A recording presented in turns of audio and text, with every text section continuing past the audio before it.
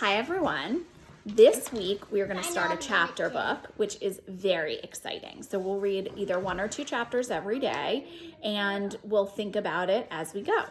So this is a book called The BFG. It's by Roald Dahl. He's a very, very famous author. He's written a lot of books like Matilda and The Witches and all of these other books that you'll read as you get a little bit older. But the BFG is a really good one to start with as a second grader. I do have some younger audience members that are going to try to listen along as well. Scouty is very excited for the BFG. Stop. Sawyer. Hi. And Scarlett. Wait, there's more people. Oh, and there's more people who are ready to listen to A the Lego BFG. car and a person in a Lego car and a Great. person on top of the Lego car. Awesome. Hope you got all that. Okay. How about me? Oh, and Mr. Siakis is like this also book. very excited. Okay. All right. So we're going to start with the BFG. Then which one? Okay.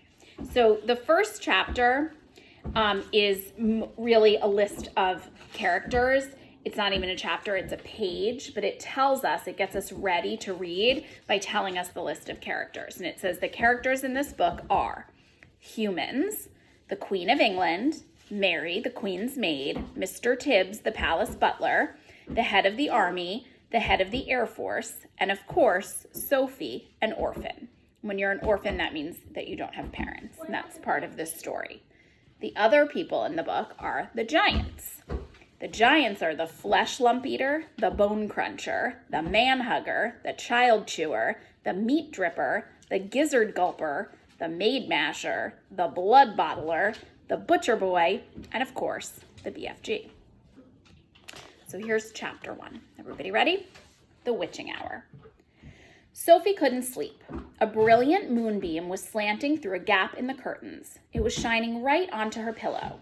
The other children in the dormitory had been asleep for hours. Sophie closed her eyes and lay quite still. She tried very hard to doze off. It was no good. The moonbeam was like a silver blade slicing through the room onto her face. The house was absolutely silent. No voices came up from downstairs. There were no footsteps on the floor above either. The window behind the curtain was wide open, but nobody was walking on the pavement outside. No cars went by on the street.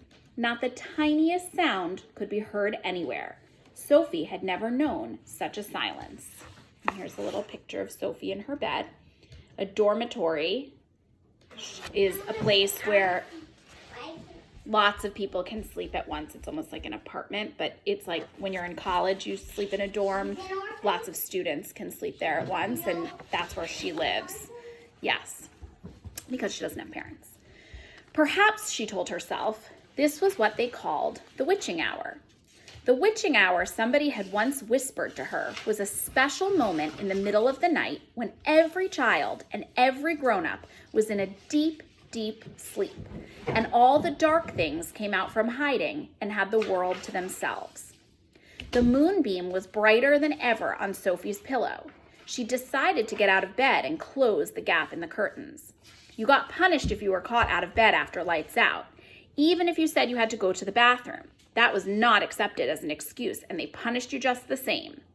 But there was no one about now. Sophie was sure of that. She reached out for her glasses that lay on the chair beside her bed. They had steel rims and very thick lenses, and she could hardly see a thing without them. She put them on. Then she slipped out of bed and tiptoed over to the window. When she reached the curtains, Sophie hesitated. She longed to duck underneath them and lean out of the window to see what the world looked like now that the witching hour was at hand. She listened again. Everywhere it was still. The longing to look out became so strong she couldn't resist it. Quickly, she ducked under the curtains and leaned out of the window. In the silvery moonlight, the village street she knew so well seemed completely different. The houses looked bent and crooked like houses in a fairy tale. Everything was pale and ghostly and milky white. Across the road, she could see Mrs. Rance's shop where you bought buttons and wool and bits of elastic. It didn't look real.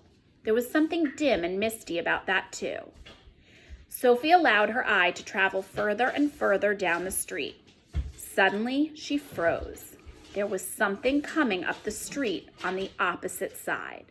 It was something black, something tall and black, something very tall and very black and very thin. And that is the end of the first chapter. So that's all we're going to read for this first day of the BFG.